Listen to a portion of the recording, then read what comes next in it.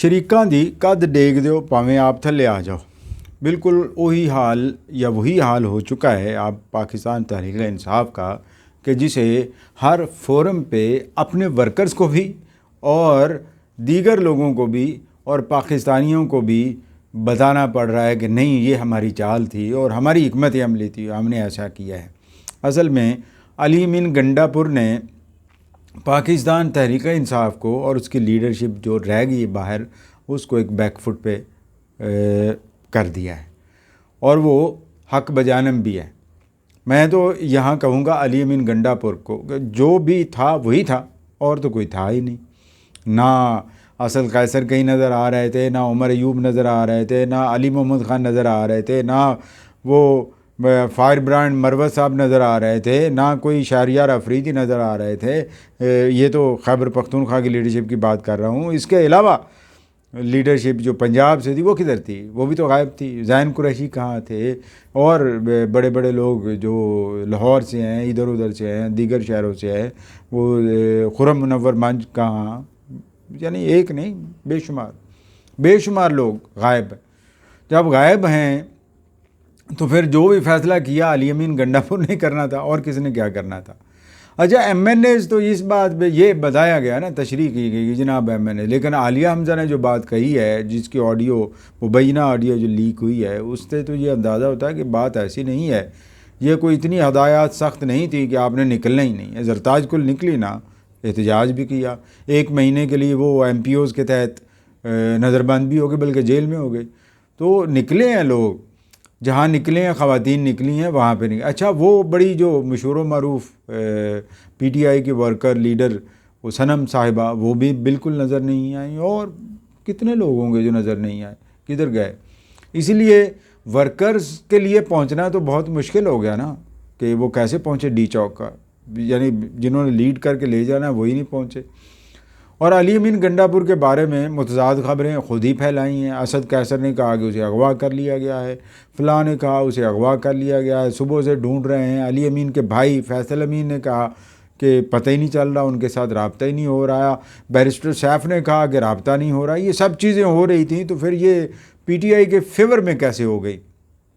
यानी आप यूँ ही कह लें कि PTI ने इससे फेवर निकालनी है, बात निकालनी है कि ये फेस सेविंग थोड़ी सी हो जाए। लेकिन PTI के फॉलोअर्स माफ़ करने वाले तो नहीं हैं, वो तो लीथल होते हैं, वो तो दुश्मन के साथ लीथल होते हैं। तो अपने अगर गलती करें तो वो उसको कैसे माफ़ करेंगे?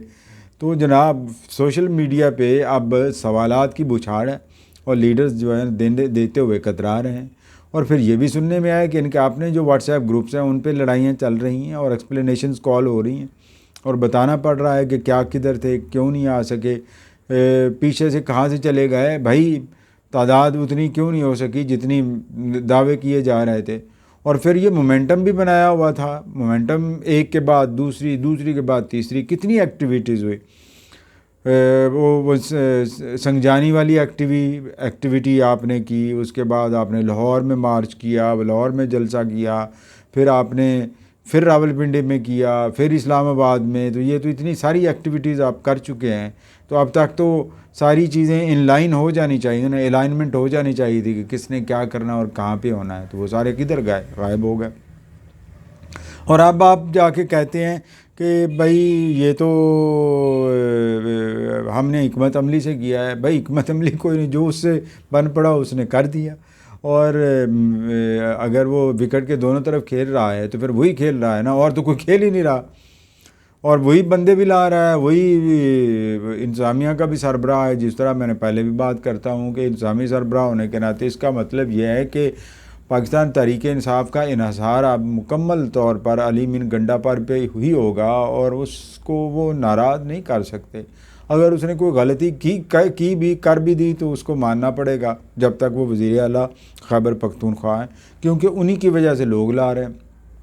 अब अलग बात है, जिस तरह गवर्नर खैबर पख्तूनख्वा कह रहे हैं कि इंक्वायरी शुरू हो जाएगी कि ये बंदे कहाँ से, किन महकमों से लाए गए सियासी जलसे के लिए।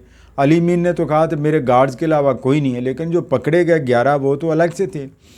तो ये थोड़ी तादाद नहीं है और बात आगे चलेगी, प्रेशर बिल्ड होगा, प्रेशर हो भी चुका। और फिर उसके बाद दूसरी बात, जो मीटिंग्स चल रही हैं इस्लामाबाद में सियासी मौलाना फजलुर रहमान के साथ नवाज शरीफ की मुलाकात, इस तरह प्रेसिडेंट हाउस में जरदारी साहब के साथ मुलाकातें, और ये सारी चीज़ें इस बात की तरफ गमबाजी कर रही हैं कि बर्फ़ पिघल रही है मौलाना साहब की तरफ, और मौलाना चांसेस हैं कि मौलाना जो आइनी तरमीम, एक हिस्से पे तो सारे इत्तेफाक करते हैं ना कि कॉन्स्टिट्यूशनल कोर्ट होना चाहिए।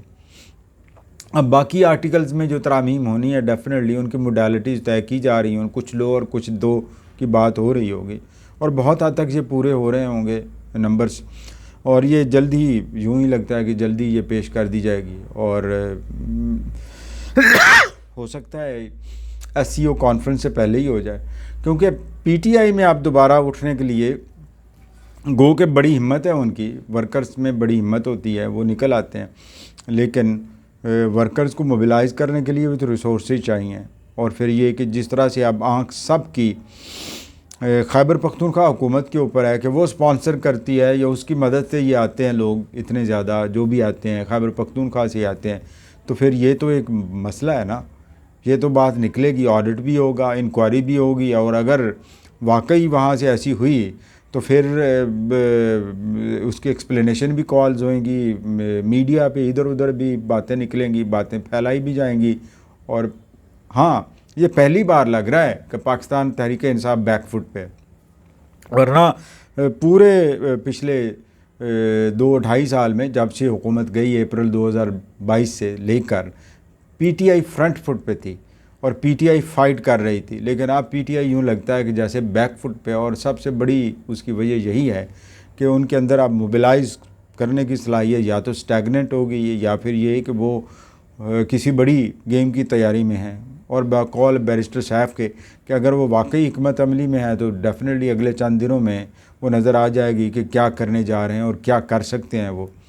और अगर वो करने में नाकाम हो गए तो फिर बाद में पछताने का कोई फ़ायदा नहीं है, चीज़ें तो हो जाएंगी, और चीज़ें हो जाने में भी कोई हर्ज नहीं है। अगर डिबेट आप करेंगे और अगर आप टेबल पे आएंगे, डिस्कशन करेंगे, तो यकीनन कुछ लो और कुछ दो होगा, और उसमें PTI का भी कुछ जाता नहीं है।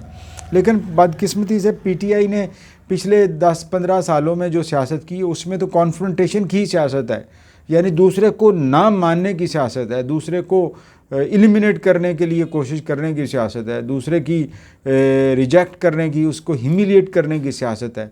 अब वो सियासत वापस मेरे ख्याल में आ रही है सूद समेत। अगर आप एग्री करते हैं तो बताइए, और अगर नहीं करते हैं तो इसका जवाब दीजिए। वसलाम।